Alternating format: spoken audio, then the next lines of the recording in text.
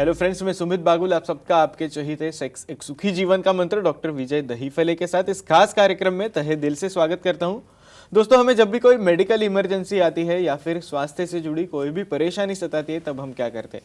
सबसे पहले हम वो सारी चीज़ें हमारे फ्रेंड्स या फैमिली के साथ शेयर करते हैं। पर दोस्तों, हमें जब भी कोई सेक्स से जुड़ी परेशानी सताती है, तब हम ऐसा नहीं कर पाते, क्योंकि इस बारे में बात करने में हमें शर्म आती है, हम झिझकते हैं। दोस्तों, पर अभी शर्माने की, झिझकने की बिल्कुल ज़रूरत नहीं, क्योंकि डॉक्टर विजय दहीफले आपके सारे सेक्स रिलेटेड सवालों के बहुत ही पॉजिटिव तरीके से जवाब देंगे। शो को शुरुआत करते हैं, पर शो को शुरुआत करने से पहले जानते हैं डॉक्टर विजय दहीफले इनके बारे में।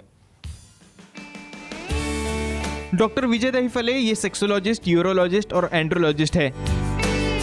डॉक्टर के क्लिनिक औरंगाबाद, हैदराबाद, दिल्ली में द्वारका, पुणे, नवी मुंबई में नेरुल, दादर, अंधेरी, कल्याण, नासिक, अहमदाबाद और दुबई में है।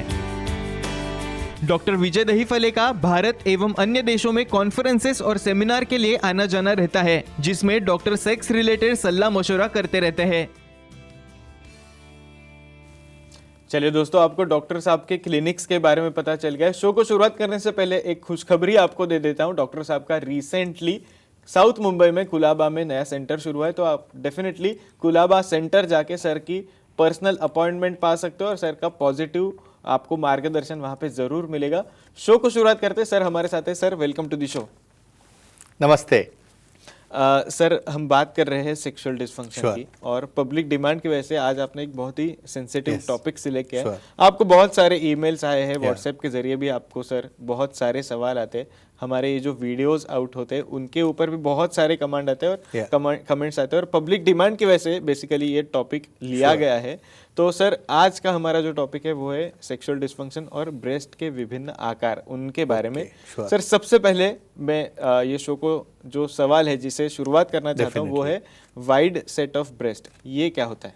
डेफिनेटली सुमित, ये जो हमारी सीरीज चल रही है सेक्स एजुकेशन, सेक्सुअल अवेयरनेस और सेक्सुअल सेफ्टी, इसमें हमने लिंग के विभिन्न आकार देखे हैं, हमने योनि के विभिन्न आकार देखे, और हर एक सेकेंडरी सेक्सुअल कैरेक्टर के हम एक एक कैरेक्टर हम जानने वाले हैं। अभी यहाँ पे ब्रेस्ट के कितने विभिन्न आकार होते हैं जिसे हम नॉर्मल समझे वो है 27 यानी 27।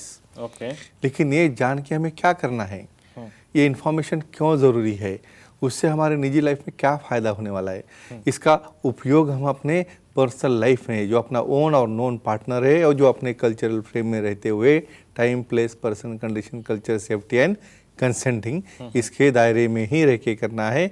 तो रहता है वाइड सेट ब्रेस्ट। क्या रहते हैं? देखो, हर एक की चेस्ट अलग अलग है, हर एक का अपीयरेंस अलग है, हर एक की हाइट अलग है।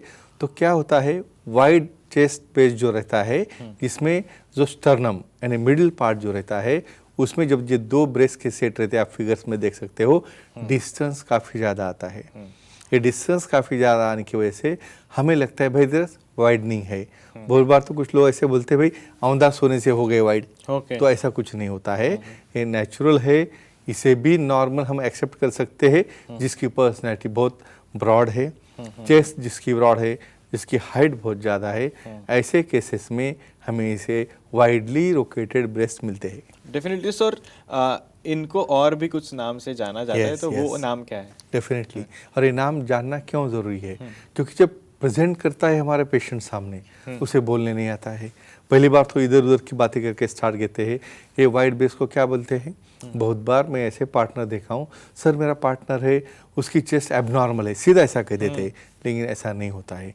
वाइड यानी सेपरेटेड ब्रेस्ट है, वाइड यानी डिस्टेंट प्लेसेस में रखे हुए ब्रेस्ट है, या बहुत ज़्यादा जिसे अंतर बोलते हैं, ऐसे ब्रेस्ट है। और हम पार्टनर को समझाते हैं, मेल हो फीमेल हो, इसे एबनॉर्मल ना समझे। और काफ़ी लोग तो पूछते हैं भाई इससे बाद में प्रेगनेंसी होकर फीडिंग के तो कुछ प्रॉब्लम नहीं आएगा, दोनों इतने दूर दूर है। ऐसा कुछ भी नहीं होता है। नेचर ने हर एक को जो शेप्स दिए हैं, उसका एंगुलेशन दिया है, अपने पर्सनैलिटी के हिसाब से दिया है। तो सब जो फ्रेंड्स हैं, हमें उसे एक ही कहना चाहूँगा कि जब कोई डाउट आ जाए तो सेक्सोलॉजिस्ट एंड्रोलॉजिस्ट से मशवरा करके उसे समझ ले, या किसी भी प्रकार की अलझन में या उलझन में ना पड़े। और इसे भी हम नॉर्मल कह सकते हैं, और ये वाइड बेस ब्रेस्ट ये भी नॉर्मल होते हैं। डेफिनेटली सर, इस शो में आगे मैं आपसे Sure. और भी ब्रेस्ट के आकारों के बारे में Sure, जानना चाहूंगा, पर एक दर्शक का कॉल ले लेते पहले। लेते। पंकज जी हमारे साथ है। पंकज जी जुड़ गए हैं विरार से। पंकज जी आपका सवाल पूछिए, आपका फोन कनेक्ट हुआ है। हेलो जी बोलिए। सर, या। पार्टनर के ब्रेस्ट छोटे हैं तो कोई ऑयल लगाने से वो बड़े हो सकते हैं क्या? ओके सुमित, एक्सपेक्टेड था, जी। क्योंकि ओपीडी में जो लोग आते हैं बहुत बार मैं वही देखता हूँ, सर मेरी पार्टनर है, उसके ब्रेस्ट एकदम छोटे छोटे हैं, तो मुझे कुछ फोरप्ले में मज़ा ही नहीं आता, एंजॉयमेंट नहीं आता, तो ऐसा कुछ तेल बताओ, ऐसा कुछ ऑयल लगाओ, उसकी वजह से वो बड़े हो जाए। तो दर्शकों को सबसे इम्पोर्टेंट बात कहता हूँ, ऐसा किसी भी प्रकार का ऑयल, किसी भी प्रकार का तेल लगा के उसे तुम बड़ा नहीं कर सकते। क्यों? उसके एनाटॉमी है, फिजियोलॉजी है, इवन बायोकेमिकल चेंजेस जो होते रहे उसके ऊपर ही डिपेंड है। कुछ लोगों में जेनेटिक रहो या कुछ कारणवश ब्रेस्ट छोटे रहते हैं, तो उसका साइज बढ़ाने के लिए हमें प्यूबर्टी तक राह देखने की क्या है, इनिशियल पीरियड में हार्मोन चेंजेस नहीं होते, इसलिए ईस्ट्रोजन प्रोजेस्टेरोन की मात्राएं जो है सफिशिएंट नहीं रहती है, उसकी वजह से भी वो छोटे रह सकते हैं। तो प्यूबर्टी के बाद भी समझो ये से छोटे रहेंगे, तो ऐसा ऑयल वगैरह का कोई प्रयोग नहीं करना है। जब वो एज में आ जाए आफ्टर 18 ईयर, उसके पहले क्यों नहीं करते भाई, हमें राह देखना है। ब्रेस्ट इम्प्लांट या बहुत बार फैट इंजेक्शंस रहते हैं स्पेशल मेथड से, तो ये इम्प्लांट करने से जो भी आपको साइज चाहिए 250 ml है, 300 है या व्हाट्सओवर इट इज, ये कर सकते हैं। तो इन्हें ऐसा कोई प्रयोग ऑयल का करने की जरूरत नहीं। सेक्सोलॉजी एंड्रोलॉजी से मिलके ये सेलुलर लेके मशा सेलुलर लेके इम्प्लांट कर सकते हैं। डेफिनेटली सर, आगे बढ़ना चाहूंगा। एक और टाइप ऑफ ब्रेस्ट है जो चलेगा। कि ईस्ट वेस्ट ब्रेस्ट, या। ये क्या होता है? यस, ईस्ट वेस्ट देखो नाम में ही आ गया, एक ईस्ट को देख रहा है, एक वेस्ट को देख रहा है। मतलब हमने स्टार्टिंग में कहा है कौन से बेस के ऊपर एक क्लासिफिकेशन हुआ है, निप्पल का आकार कैसा है, निप्पल का लोकेशन कैसा है। तो ईस्ट वेस्ट में क्या होता है, lateral location of the nipple and breast. तो लगता कैसे, फिगर्स में देख सकते हो कि भाई दोनों ब्रेस्ट एक दूसरे से दूर जा रहे हैं। तो ऐसे ब्रेस्ट भी नॉर्मल है, इससे भी कोई फीडिंग को प्रॉब्लम नहीं आता है, और जो पार्टनर उसे देखे उसने भी कुछ मिसअंडरस्टैंड नहीं करना है। ये भी नॉर्मल वेरिएशन का एक प्रकार है, और इसमें भी कुछ चेंजेस आपको चाहिए तो स्पेशलिस्ट से मिलके जो भी कुछ कॉस्मेटिक सर्जरी करके उसे आप अच्छा कर सकते हो। डेफिनेटली। तो सर क्या इसके भी कोई अलग अलग नाम है, इनके बारे में बताइए प्लीज। डेफिनेटली। अब ये नाम कैसे हमें पता चले, जो पेशेंट प्रेजेंट करता है भाई सर उसका प्रेजेंट ऐसे ही आता है, सर कुछ तो भी लैटरल डाइवोर्सी टाइप, एक दूसरे को देखते ही नहीं है, तो डाइवोर्स ब्रेस्ट बोलते हैं उसको, या एक दूसरे से अलग अलग ब्रेस्ट होने वाले देखते हैं, या जिसका रास्ता भटक गए ऐसे बोल सकते हैं, क्योंकि प्रेजेंटेशन है ऐसा। ये हमें क्यों समझाना है, क्योंकि जब प्रेजेंटेशन आप करोगे भाई उसको डाइवोर्स ब्रेस्ट बोलो या सेपरेटेड बोलो या वाइड बोलो। बहुत बार वाइड चेस्ट में भी रहते हैं या क्लोज चेस्ट में भी रहते हैं। तो एक ही कहूँगा, जो कुछ भी है ये नॉर्मल है, एक्सेप्टेबल है। किसी तरह से आफ्टर मैरिज आपको ऐसा दिखे तो इसमें कोई भी दिक्कत या कोई मिसअंडरस्टैंडिंग करने की जरूरत नहीं, और स्पेशलिस्ट से मिलके उनके जो भी डाउट्स है वो सॉल्व कर सकते हैं, या सुखी जीवन के मंत्र के बुक में ये सब इन्फॉर्मेशन दिया है। डेफिनेटली सर, एक और दर्शक का कॉल है, रेखा जी हमारे साथ है बारामती से। मैडम आपका सवाल पूछे, आपका फोन कनेक्ट हुआ है। नमस्ते सर। हाँ नमस्ते, ये बोलो। सर ब्रेस्ट फीडिंग करने से ब्रेस्ट की साइज बदलती है क्या? हाँ ओके, एक्सेलेंट, बहुत इंपॉर्टेंट क्वेश्चन, मुझे मेल पे काफ़ी बार आता है। जी। सही में बदलते हैं, लेकिन उसे कैसे प्रिवेंट करना है। होता क्या है, जब ग्लैंड्स फुल हो जाते हैं तो खुद उसका ब्रेस्ट का वेट बढ़ जाता है, पेंडुलन्स यानी उसका वेट जो बढ़ता है मिल्क की वजह से वो डाउनवर्ड डायरेक्शन में पुल करता है।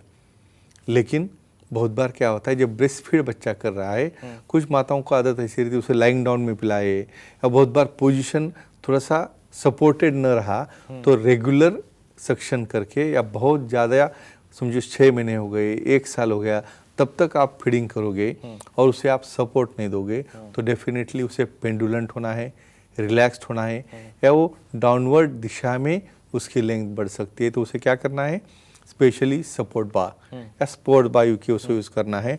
जब भी बच्चा फीड कर रहा है उसे सपोर्ट करना है कि वो पुल ना करे, और समझो इतना करके भी बहुत बार ग्लैंड एट्रोफी होते हैं, उन्हें वो अच्छा शेप में चाहिए।